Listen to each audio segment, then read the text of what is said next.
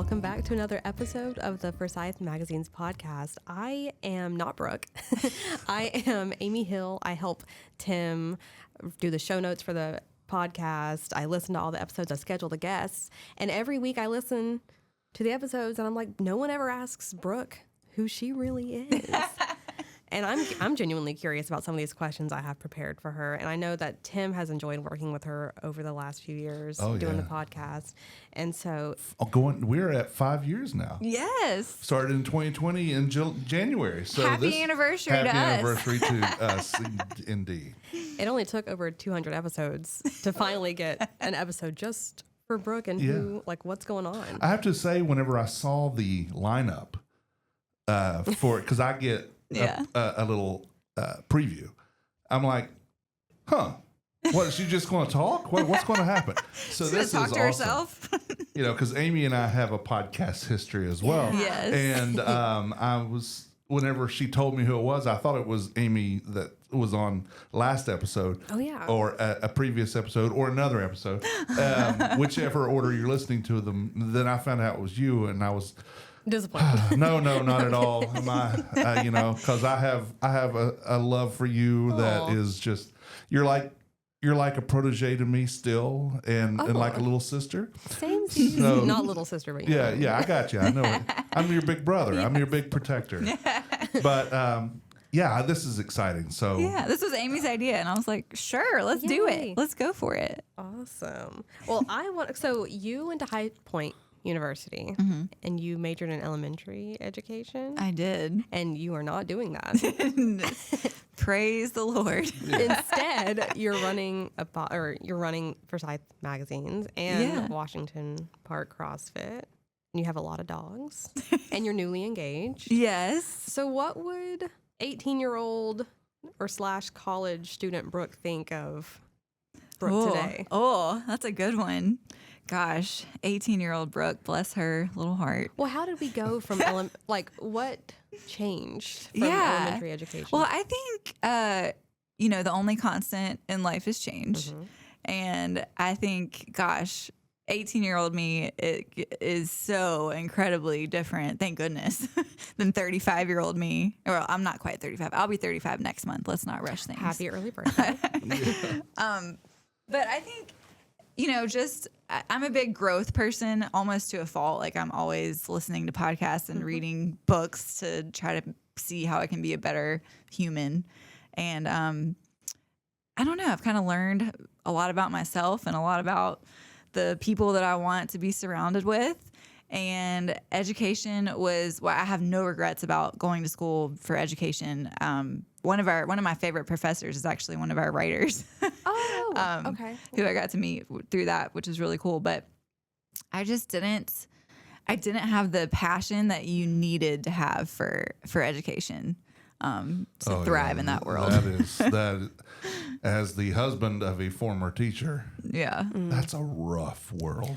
Yeah. Well, I will say I can tell you have, because I helped Brooke at this, we had lead girls of NC. You presented to a group of the girls, and she was like giving them tasks to do like during the presentation, and she was going around to help all of them. And I'm like, this is coming really naturally to her. And then I realized, no wonder, because she has a background in education. And I'm sitting there like a lost puppy because I'm not a teacher whatsoever. Or as we would say, distraction. Right. Honestly, yeah.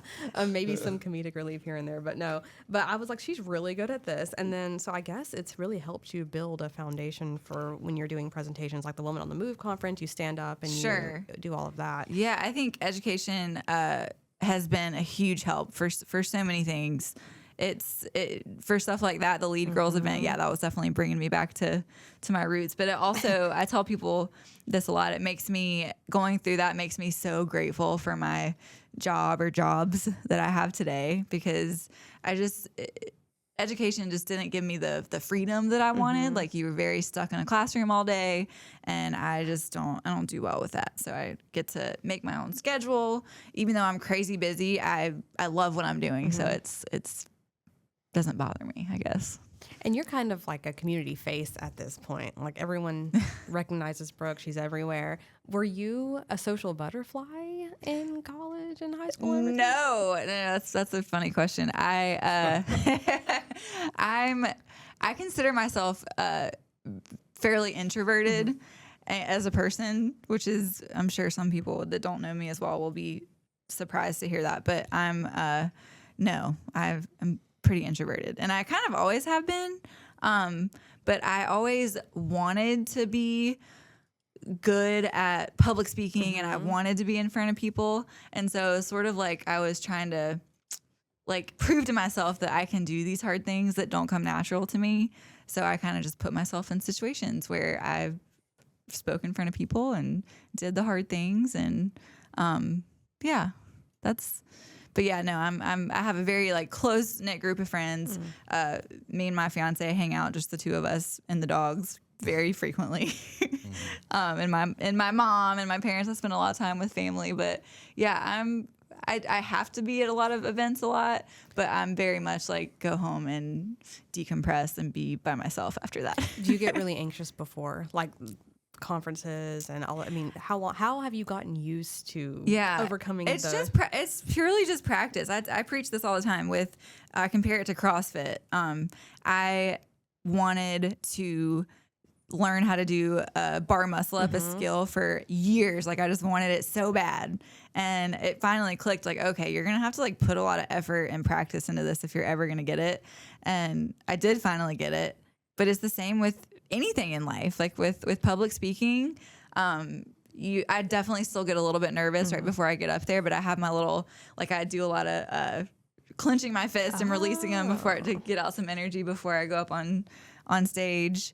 And I just kind of give myself some grace. Like if I screw up, like it's not the end of the world. So were you athletic? You ran a lot, right? I would not consider myself athletic. Okay. No, which is also funny. 18-year-old me would be so proud. Oh. I was a runner. I ran a marathon, one and done. I'll never. Wow. But a full marathon. A full marathon, yeah. How many miles? 26.2. Wow. 26.2. 26.2. That's crazy. Yeah, that was brutal, but a good bucket list check off. But yeah, I was big into running. I like was your typical like would go to the Y and do cardio in high school and stuff, but nothing major. And then I found CrossFit, and I just like instantly got hooked. Like lifting weights and like learning skills just made me feel so confident and empowered, and that is why I'm so passionate about the gym. I have like an all women's program at the gym that actually just launched last night. It's like a 6-week program, but that I can't really even compare anything else in life to how empowering and confident CrossFit makes me feel. Well, it's like the opposite of having to restrict your calories when you're trying to stay fit, because when you're lifting so heavy and doing so much cardio mixed in, you can eat more. So it's like, it's kind of fun to be able to incorporate all of that, and it's like having your cake and eating it too, literally. And it's like you just teach yourself that you can do hard things. Yeah. Like you can do if you put enough effort and energy into it, you can literally do anything. And I got to credit Gavin, my fiance, for that, because when I first met him, I was a little less confident in myself, I guess. And he really instilled a lot of confidence in me. Can we talk about, just because you're recently engaged? So can we talk about how you met? Like how you ended up where you are today, all of that? Sure. So Gavin is... It's kind of a funny story. It's funny now. It wasn't funny at the time. But he was good friends with my younger brother. And we connected through CrossFit things, but I'd known him since he was in middle school. Oh, wow. And kind of like right before COVID hit, we reconnected and started going to the gym together. And I'm so grateful that I had him during COVID, because had just recently gotten divorced, or a couple years prior to COVID. And so it would have been a lonely time for me and a mentally hard time for me. So I'm grateful that I had his support. Yeah, especially during COVID. We all needed any type of support we could get. Yeah, isn't that the truth? So yeah, the rest is history. He had a puppy. We had puppies at the same time. Like right when we started dating, we both had these puppies and we're like, oh, this will be fun. And now the puppies are 5, almost 6, and they're best friends, and it's so cute. But yeah. And so how long have you been operating Washington Park? Washington Park CrossFit, we just celebrated 2 years. Okay. Awesome. So yeah, me and Gavin moved to Washington Park, the neighborhood, in 2021, which is a crazy funny story because I never had even heard of that neighborhood. It was just like very fate driven that we ended up there. But we opened the gym like almost exactly a year later after moving to the neighborhood, and we just celebrated 2 years of the gym. And Gavin actually proposed at our 2-year anniversary party for the gym. Awesome. So that was sweet. And you have was it Hot Girl Hour? Mm-hmm. Is that what it is? Yeah, Hot Girl Hour. About that all the yeah, time. It just started last night. And it's so funny. I didn't know what to call it. It was kind of like Amy with the Sugar Mamas movement. I didn't know what to call it. And I just kind of landed on that, and it just kind of stuck because this is our 4th group of it. We do it twice a year. And that is like my little passion project. I love it. We have 13 ladies, and they are all just excited to like make friends, but also get strong and build confidence and all that good stuff. So it's really cool to watch these women from day one to the last day. Like the transformation is pretty cool. Now you are hosting when Kristen Johnson is the MC, correct? Mm-hmm. Of and Women on the Move conference. You talked about that a little bit in the last episode, if you were listening. Yeah, with Sugar Mamas. But what preparation? When do you start preparing for the Women on the Move conference? Oh every gosh, year? Yeah, it's kind of a constant. We're always a little bit planning for it. Me and Michelle, who you know Michelle, Yeah. she's my right hand woman for the conference. But we typically have a meeting and kind of start thinking about the theme and the game plan. Really not a year in advance, but maybe 9 months in advance.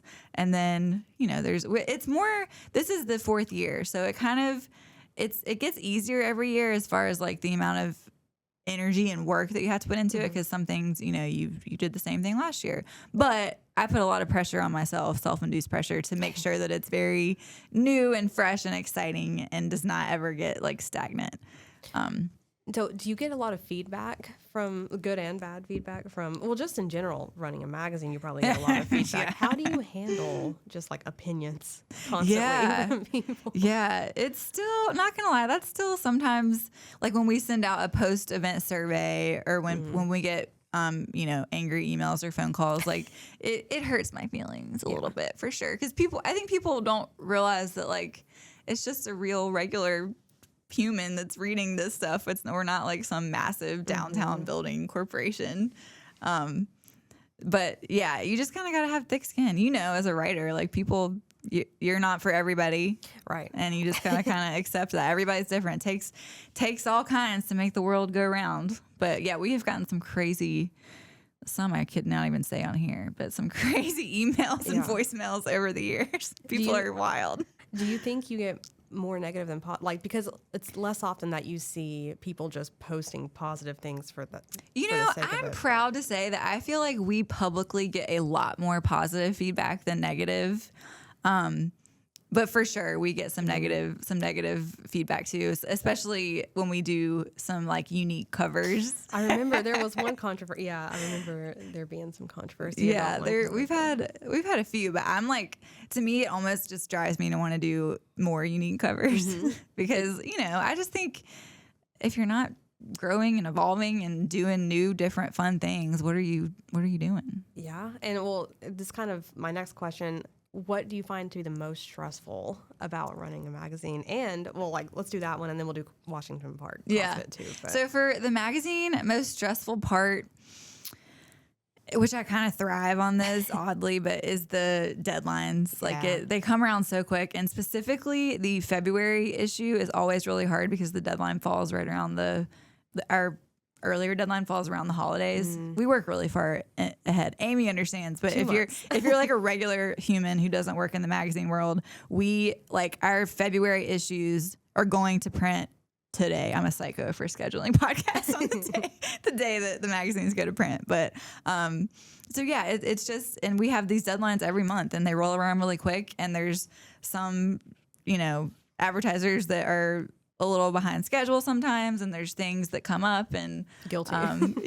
So I'm very behind schedule sometimes. I apologize, but well, it's life happens. It's hard. So that's probably the most stressful part. But I also would probably be bored if I didn't have some of that stress. That's true. Now, what about running the gym? The gym, yeah, definitely different stresses for that. I would say up front, originally, the biggest stressor was just getting out of the red, like hitting that break like even. Starting out, okay, yeah, like hitting that break even point.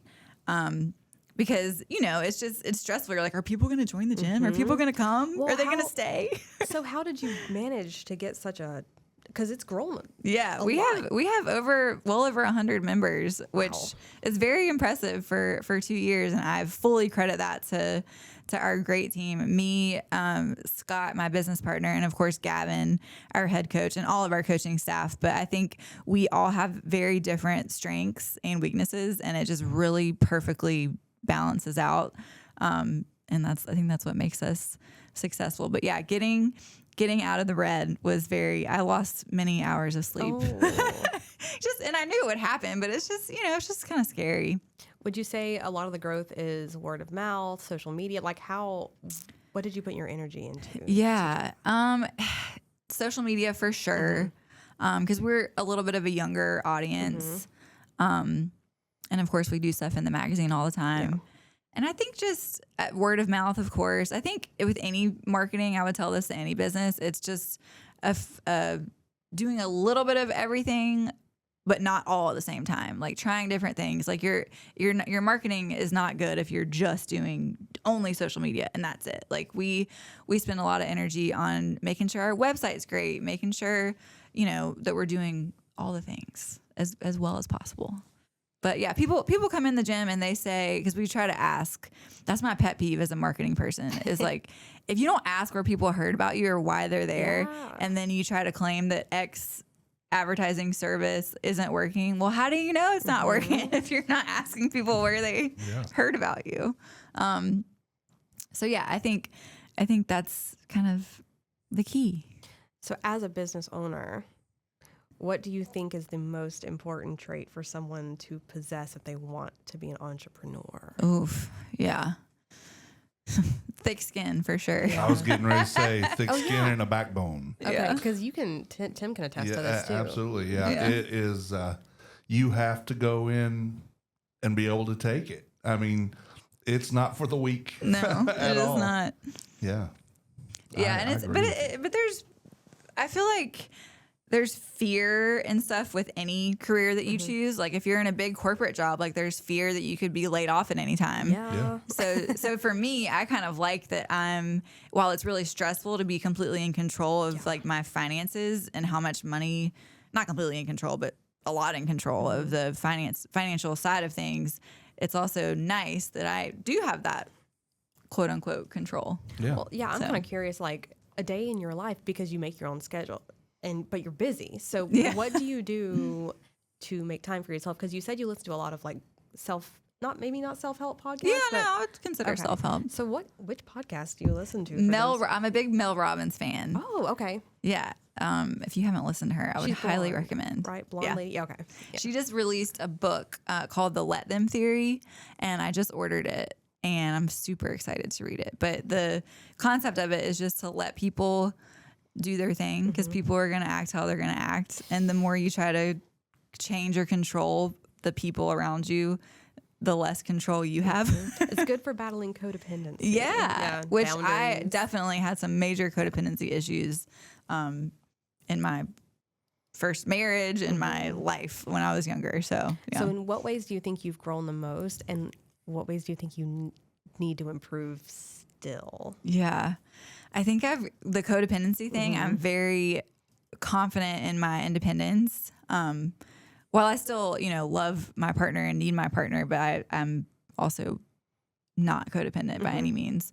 As far as where I need to be better. I think giving myself a little more grace, not trying to be so perfect all the time, which I'm getting better, and also just like relaxing. Self-care. Like, what do you do for self-care that you may not have done in the past? Yeah. Well, for me, self-care is exercise and movement, and eating healthy, because I love me some pizza and ice cream and but all. Not cheese. Yeah, ironically, I like pizza because even though it has cheese, it's weird. But you like cheese pizzas, though, I do. right? Yes, I love a good pizza Because it's melted. I think it takes the brunt out of it. Yeah, like a charcuterie with like cheese, absolutely not. Yeah. No. Yeah, Brooke's aversion to cheese has always fascinated me. Yeah. It's very weird. My whole family, we're all weird. I think we've mentioned it a lot on the pod, like a few episodes we've mentioned it. So if you're a loyal listener, you've probably heard of that. Probably know the cheese aversion. However, Amy and I, we love cheese. Yeah. Well, Tim likes most people. Tim likes stinky cheese a lot. I do. I'm not the biggest. I'm kind of a moderate cheese lover. Tim's an advocate for cheese. I am. Cheese to me is nature's perfect food. That's hilarious. But to me, self-care is eating healthy, even though I don't always want to. And movement, getting in exercise. If I don't go to the gym for like 2 or 3 days in a row, you don't want to be around me. I'm not a nice person. I need the endorphins. And I guess other self-care is like snuggling with my doggies. And just having some like quality time if it's with Gavin, if it's with like 1 or 2 close friends, if it's by myself, if it's with my mom, but just like quality time with people is also a way that I kind of recharge. And so you're out and about in the community a lot. Why do you think the Forsyth County and surrounding area community is so special, and like how's that helped you foster such a following with Forsyth Magazines and everything? What do you think it is about this community that stands out? Yeah, I love this community because I think it has the small town feel, but it's not like an insanely small town. We're like that perfect mix. Like we're not like a huge Raleigh or Charlotte, but we're not like, a teeny tiny small town. I think it's the perfect mix. And I think I feel like maybe I'm just biased, or I am biased, but I feel like we have so many incredible local businesses, from like restaurants to retailers. And it's just like fascinating to have all of these businesses around. We're a great, large, small town. Yeah, exactly. Yeah. Like you might see somebody when you go out, but you might not. Like it's not, if you're in a real small town, you're going to see somebody every single time you go out. And I don't really like that. And everybody knows your business. Yeah. Well, and now everybody knows our business because we're all over social media. True. But we have that choice to cut them off. Yeah, how often do you get recognized when you go out? It happens. Yeah, I mean, not like all the time, but it happens some. And I feel like that my mama always taught me, it's the Southern way to pretend like you also know the person. So I'm a pro. Oh my God, it's so great. It's like, see, that's what you need to use Gavin. Yeah. Because that's what, Stephanie is always my wingman when it comes to, I'm like, oh, how are you? This is my wife. And I don't say who they are. And she says, okay, I'm Stephanie. Hi, I'm Jim or whatever. I'm like, Jim. Yeah. But use Gavin that way. I mean, just say, this is Gavin. He's my fiance. And let them introduce each other. Then you find out who that was. That's a great plan. Very savvy, actually. Yeah. I'm not thinking that way. Stephanie says she knows when I don't know somebody's name because I'm like, hey, buddy. Oh, yeah. I can tell my mom. Nobody else will be able to tell, but I can tell when my mom doesn't have a clue who somebody is, because it happens to her way more than it happens to me. Or it did. She doesn't live here anymore, but it did. Well, Keela is like a social pro. Oh my gosh, she's the best. We're so similar, but also very different in that aspect. Like she thrives with like all the people, all the time, never stops talking. So, what is something that you admire most? Like you're grateful that she kind of taught you throughout this process of running. Oh my gosh, the perseverance factor and the passion that she has for it. It's been so rewarding to like watch that from a daughter perspective and also from a business co-owner perspective, because she loves this business and these magazines more than anybody else. And she's just so proud of them. And it's really fun to watch her passion. I'm sure in addition to being proud of that, she's proud of you for doing it justice, because you know, she was done and you stepped in, and I would venture to say that the magazines are bigger now than they ever have been. Yeah. And you rode that horse and like, look at me and look at us, we're growing. And it helps to be photogenic, like Brooke as well. Well, yeah. Brooke's very good at taking photos. I don't mind having my picture made. Mom hates that, which is so funny. That's another difference that we have. And we also have such an incredible team. I mean, you're one of our team members. We have a huge team. And I always say this, but I love that our team is primarily people who also have full-time jobs, because this is like their quote unquote fun job. It's their fun part of that they get to do, like whether they're fun. Whether they're writing or whether they're helping with an event or podcast or doing the podcast. I am very proud to be part of this team. Yeah, I love this team very much. And you've given me a lot of opportunity. Like, I would have never done some of the things that I've done without Brooke having, like, we would have never met. And she's let me go to a lot of events that I would have never gone to. And so it's been great for me, too. I've experienced a lot in the I community. love that. So, yeah, it's been really exciting and fun to meet so many different people in the community, for sure. So last question. What are your, like, favorite go-to spots for a night out around Winston-Salem? Okay, good question. In no particular order. Yeah, I know. I love them all. So Easy Tiger Beer Garden is our go-to spot because we can literally like walk there from our house. Of course, yeah. Oh, I have not been there yet. Yeah. So, yeah, it used to be what, Southside Beer Garden, It used to be Southside. Now it's Easy Tiger. And we're actually, so Gavin and I are getting married in May. Yay. Yeah. And we are very small, private ceremony. And then we're having some of our closer family and friends come to Easy Tiger after. We're going to rent that out. So that's definitely our go-to spot. The pizza place. Is that what it's called? The pizza It's place? called the pizza That's place. awesome. Have you had their pizza? That's the one in Parkway Plaza? Yeah. Yes. Yeah, their Leave pizza. it to Tim to know. Their pizza is incredible. We get that a lot. Hack a chow. Love me some hack a chow. Yes. Sit at the bar, eat all the sushi I can possibly eat. Oh, yes. Yes. Jeffrey Adams. Yes. Love me some Jeffrey Adams. Their fried chicken is amazing. Their steaks are amazing. Where else? Adam Andrews, shout out to Adam. I just go to all his restaurants. Young Cardinal for brunch. That's a good go-to spot. Twisted Pine. Twisted Pine. As far as like nights out though, I'm like getting old. I don't I don't go out very much. Like we'll have gym outings and we'll like go out for some drinks or whatever. But and we do have tons of great breweries and stuff around here. But yeah. That's probably the list. I don't think I'm leaving anybody out. But any local restaurant I'm down to try out. Agreed. So is Tim. Oh, yes. You got to. Tim is the man who ate the town. So. Well, Brooke, it's been a pleasure. Thanks, you Amy. for everything you've done for the magazine, for the community, for the podcast. Aw, thanks for interviewing me. This was fun being on the other side. They even made me switch seats, y'all. So she could have the background. I got the Forsyth Mag's background behind me. That's right. Any closing thoughts, Tim? You know, Brooke, I've said this before, and this being our anniversary, you have always been my poster child of when people come in to talk about doing a podcast. I always talk about, you know, growing pains and things like that, and getting used to, acclimated, feet wet, whatever you want to say. And I always say, except for Brooke Eagle, because you came in the first day, bam, and I'm sitting back. I mean, it took me a while even to chime in because you didn't need me. And I'm like, I'll just move this slider up. Oh, I don't have to touch anything. Let me play solitaire on my computer. But, yeah, I'm old.